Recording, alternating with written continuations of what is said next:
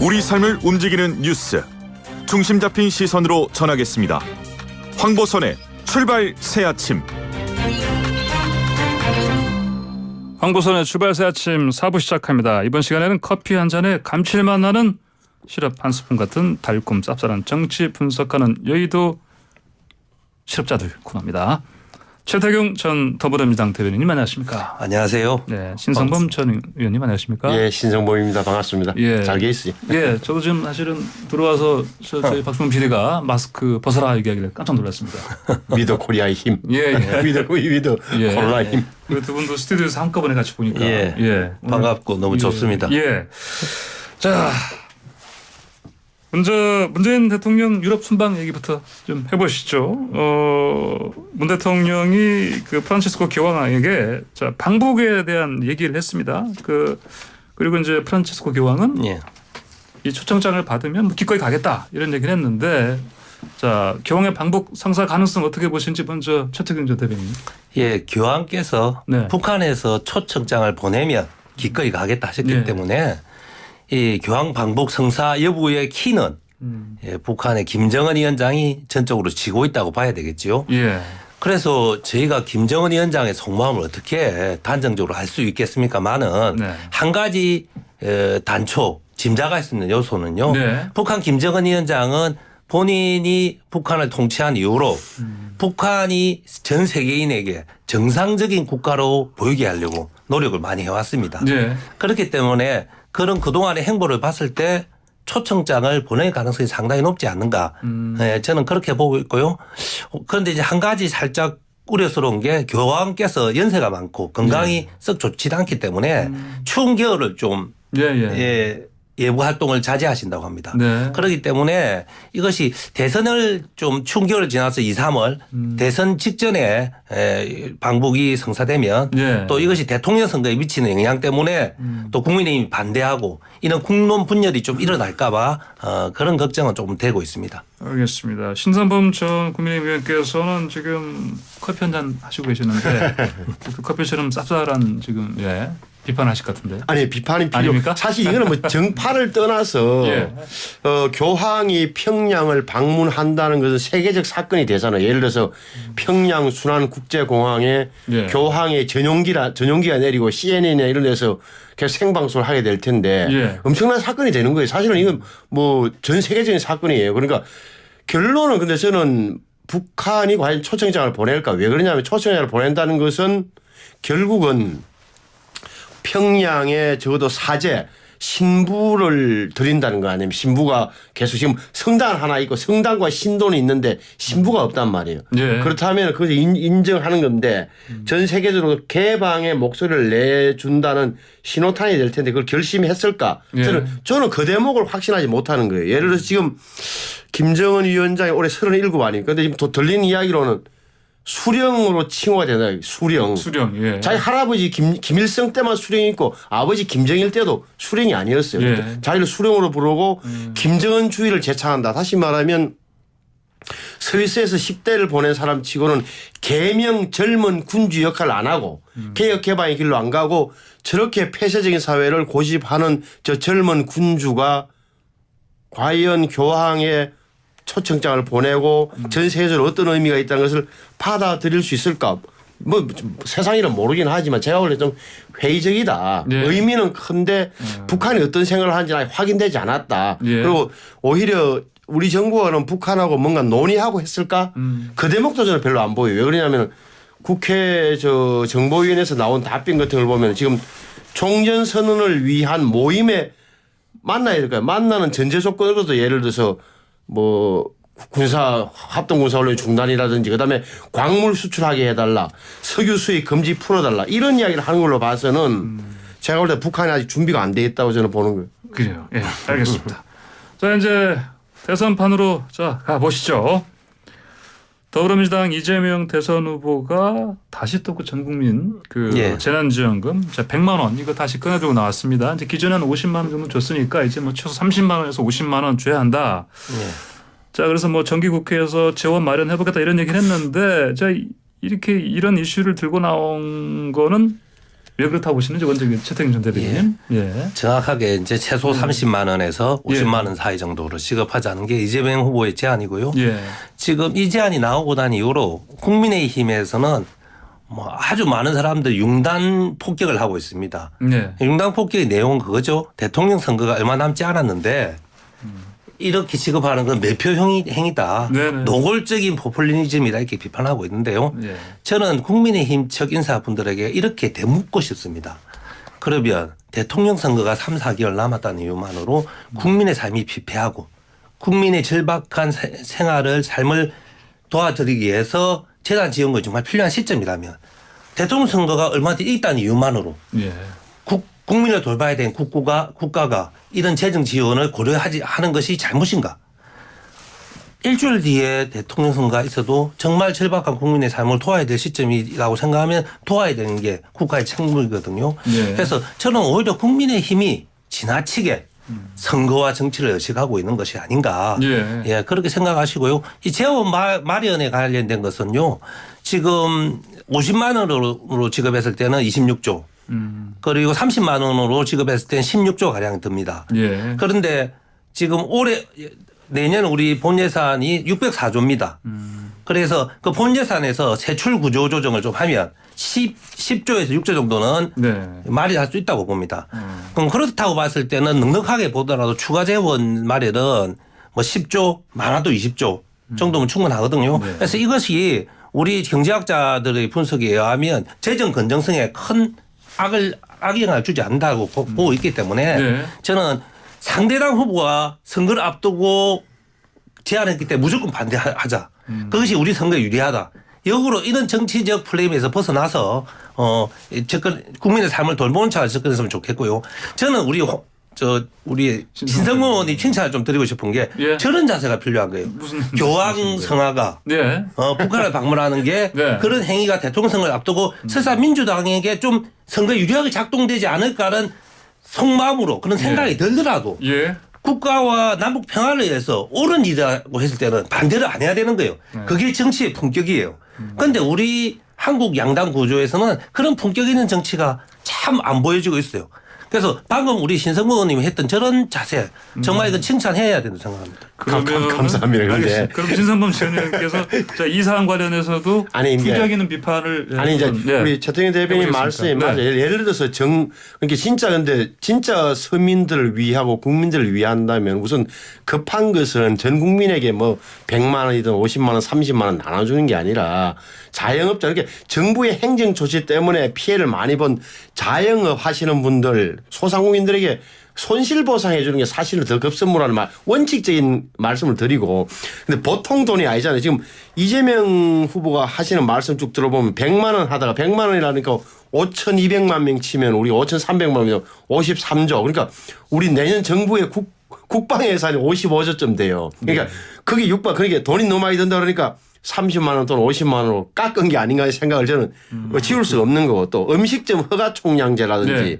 주 4일 근무제 이런 게 좀 비현실적이잖아요. 그러니까 다들 어떻게 보면 이게 여당의 대통령 후보라면 좀 현실에 근거해서 무게 있게 나와야 되는데 불쑥불쑥 던진 듯한 느낌. 왜 그러면 이렇게 할까? 네. 제가 볼 때 대장동 의혹에서 좀 벗어나려는 이슈 전환용이다. 다시 말하면 음식점 허가 총량제만 하더라도 식당 하시는 수백만 명 입장에서는 경쟁이 줄어들기 때문에 찬성하는 그런 영역이 있는 거고 분들이 많고 주 4일 근무제도 예를 들어서 이른바 워라벨에 관심이 많은 2030들로서는 현실성과 상관없이 대통령 후보가 관심을 가져준 것만으로도 표가 되는 이런 부분을 노린 것 아니냐는 저는 생각하는 거고 예. 또 공직자 뭐 부동산 강제 매각제라든지 또 수사권을 가진 부동산 감독원 시설 이런 일련의 정책 막 던지는 이슈 던지는 게 제가 볼 때는 좀 대장동 의혹에서 제발 벗어나자. 이거 좀 봐주세요 하는 이재명 후보의 저는 뭐랄까 절규로 들려요. 절규. 예. 한마디만 대장동 의혹 말씀하셨습니까? 예, 음식점 이야기에서 한 가지는 추가하고 싶은 게 전국민 재난지원금을 지급했을 경우에 예. 음식점 영세 자영업자들한테 곧바로 큰 이익이 간다는 것이 지난 우리 전 재난지원금 지급을 통해 드러난 사실이거든요. 네. 그래서 방금 우리 신성모 의원이 말씀하셨듯이 코로나 팬데믹으로 피해를 본 자영업자 지원하는 것은 별도로 또 재원을 마련해서 또 추가로 지원할 수 있지만 전국민 재난지원금이 영세 자영업자들한테도 도움이 된다는 거.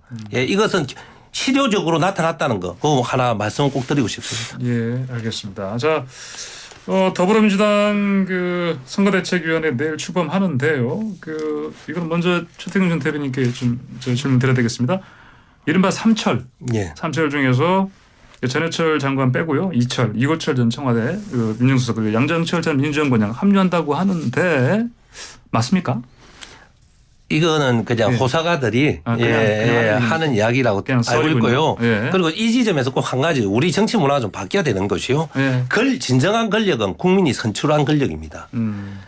특정인과 가깝다는 이유만으로 예. 그것을 권력화해서 막 이렇게 마치 그분들이 큰 권력을 가지고 있는 듯이 이렇게 해자하는 것은 예. 우리 민주사회에서 사실 좋은 정치 풍토가 아닙니다. 그래서 이분들 같은 경우에는 문재인 대통령을 당선시키고 난 이후에 자기들은 할 바를 다 했다고 일선에서 물러나 계신 분이거든요. 예. 그런데 사적 인연을 가지고 자꾸 이분들을 호명해 가지고 마치 권력의 엄습함을 보여주듯이 하는 것은 사실 이제는 별로 환영할 만한 이게 문화는 아니라고 봅니다. 예, 알겠습니다. 신서분 전 의원께서는 민주당 선대위 구성하는 그 얘기들 이제 하마평도 들으셨을 텐데 그 진용 어떻게 꾸민 걸로 보십니까? 우선 뭐 여당이 야당이든 민주당이든 국민의힘이든 경선 끝나고 나면 예.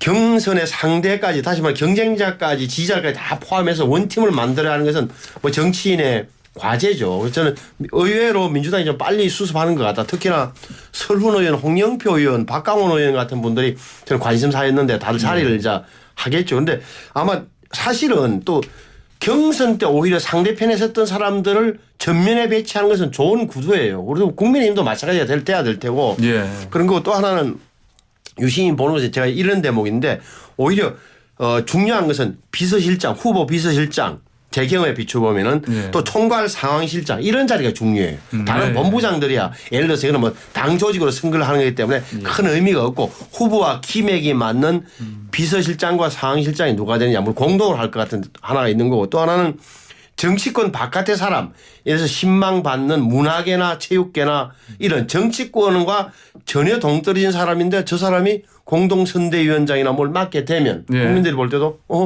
저 사람을 통해서 다른 의견도 좀 대통령 후보에 전달되겠나라는 믿음을 갖게 된다면 더욱더 좋은 거죠. 그래서 여야를 막론하고 이런 구도로 저는 어차피 경선 후에는 가야 된다고 봐요. 예, 알겠습니다. 자, 이번에는 국민의힘 대선 경선 쪽 가보시죠. 오늘 당원 투표 시작되고요. 어제 마지막 TV 토론회 했는데 근데 지금 이게 서로 이게 정말 그 신경전도 막 매우 좀 거칠어지고 그런 상황이다 보니까 그런지 모르겠는데 공천권 이것 때문에 또 윤석열 후보, 홍 후보가 지금 정말 난설 공방을 벌이고 있습니다. 이게 사실은 윤캠프 소속 중진위원들이 당협위원장 협박했다 이거 아니겠습니까? 예. 이게 이런 문제 왜 나왔다고 보시는? 이거 먼저 신성훈 전 의원 말씀드려야 되겠는데요. 예. 이게 뭐 정당 내부 경쟁에서 항상 있어 왔던 건데 예.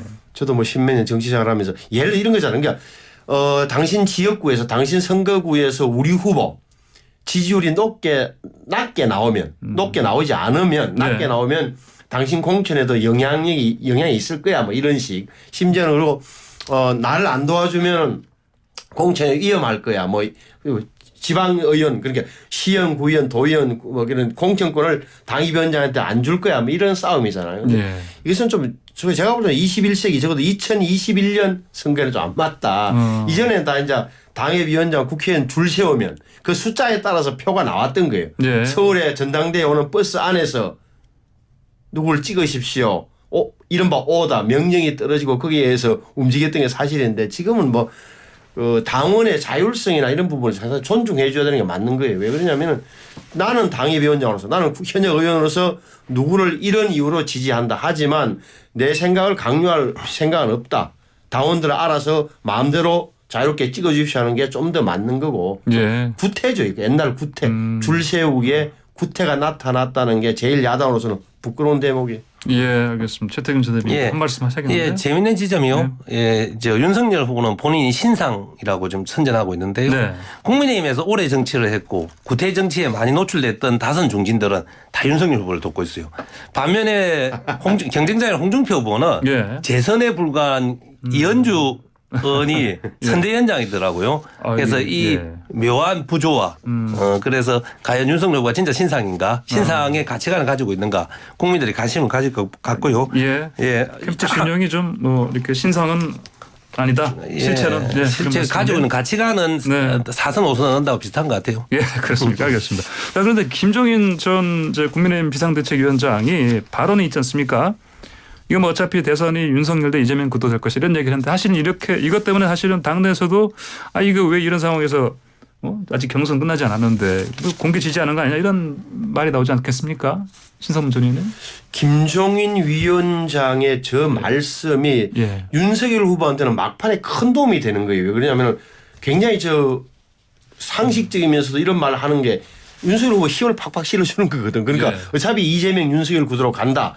그 말 실수 이런 게 뭐 작은 실수 아니냐. 예. 이렇게 한마디 하는 게 막판에 완전히 제가 볼 때는 윤석열 후보 도와주고 있는 거죠. 예. 근데 저 대목이 또 당원들 사이에서는 저 국민의힘 당원들 사이에서는 그 김종인 전 위원장에 대한 불신이라는 것도 상당히 깔려 있거든. 그래서 과연 윤석열 후보한테 100%만 도움이 될까 하는 데모에서는 고개는 갸우뚱거려져요. 그럼에도 불구하고 이분이 갖고 있는 뭐 통찰력이랄까 이런 부분도 인정한다면 예. 윤석열 후보한테 나쁘지는 않을 것 같다. 뭐 이 정도 생각을 하는데 좀 더 들어가 보면 만약에 윤석열 후보가 국민의힘의 대통령 후보가 되는 순간 바로 얼마 안 지나서 선대위원장으로 옹립되고 그럴 경우에 지금 오늘 출마 선언하는 안철수 후보가 과연 또 예. 야권 통합의 어떤 다시 말하면 윤석열 대통령 후보, 김종인 선대위원장, 이준석 대표 이 체제에 어떤 반응을 보일지도 사실 또 넓게 봐야 될 대목도 분명히 있습니다. 알겠습니다. 예. 방금 말씀하신 저 지점은 근데 김종인 위원장의 반칙이죠. 본질은 공개 지지인데 예. 포장지는 킹메이커의 전망처럼 한 거죠. 근데 노회한 김종인 위원장 아마 이럴 거예요. 윤석열 후보가 최종 후보가 되면 예. 자기가 손을 들어줘서 된 걸로 만들 것이고요. 예. 만약에 윤석열 후보가 최종 후보가 되지 못하고 홍준표 후보가 되면 나는 윤석열을 공개 지지한 적이 없다. 예. 이렇게 하실 거예요. 그래서 국민 지역으로 본인의 정치적 한상을 계속 유지시키려고 하시는 거고요. 그런데 이제 김종인 위원장 팔아서 이렇게 정치하는 거 이제 진작에 이제 역사의 후배들 물려주고 역사의 뒤안길로 가셔야 될 분 이렇게 꺼내서 세탁해서 사용하는 것도 이제 그만해야 되지 않나 저는 그렇게 생각합니다. 알겠습니다. 자, 시간이 이제 얼마 안 남아서요. 마지막으로 두 분의 촉을 한번 들어보겠습니다. 자, 국민의힘 대선 후보 4명 중에 누가 될 건지. 이거 제가 먼저. 이거 먼저 예. 예. 저는 50대 50이라고 보는데요. 50대 50이요? 예, 네. 지금 예. 우리가 조금만 과학적으로 분석하면요. 여론조사는 지금 대부분이 홍준표 후보가 앞선 여론조사 대부분입니다. 예. 그래서 여론조사상에서는 그 홍준표 후보가 이길 거라고 보는 것이 정상이고요. 그런데 당원 투표에서는 워낙 국회의원과 당의위원장이 홍준표 쪽으로 윤석열 쪽에 갔기 때문에 그쪽이 이길 겁니다. 알겠습니다. 그래서 윤석열이 이기면 접전 끝에 이길 거고 홍준표가 이기면 압승할 가능성이 있습니다. 자, 마지막으로 신성원 전 의원님 짧게 말씀. 짧게. 예. 저도 현재 상황 정확히 말하면 윤석열 후보의 전반적인 하락세 속에서 홍준표 후보가 많이 치고 올라갔다. 그러나 말씀하신 대로 민심에서의 우위를 갖고 당심에서의 약세를 극복할 수 있느냐. 바꿔 말하면 민심에서 좀 더 벌려야 홍준표로서는 더 유리한데 그지 어제 토론회까지 과연 어떻게 봤을까. 오늘 당원들이 투표를 어떻게 할까가 결정한다. 다시 말하면 홍준표 후보는 당원들의 거부감을 나흘 동안에 줄여야 되고 윤 후보는 준비 안 된 후보라는 불안감을 줄여야 된다. 이 정도만 말씀드립니다. 알겠습니다. 오늘 두 분과 함께한 여의도 시대바트 코너 여기까지 하겠습니다. 감사합니다. 두 분 잘 듣습니다. 감사합니다. 네.